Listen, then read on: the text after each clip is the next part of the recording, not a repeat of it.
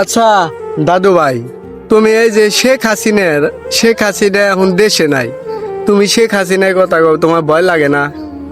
আমি দাদু ভাই আমি কে আহুন আমার লক্ষ লক্ষ বাইরে কয় শেখ হাসিনা এটি ভালো আছিল।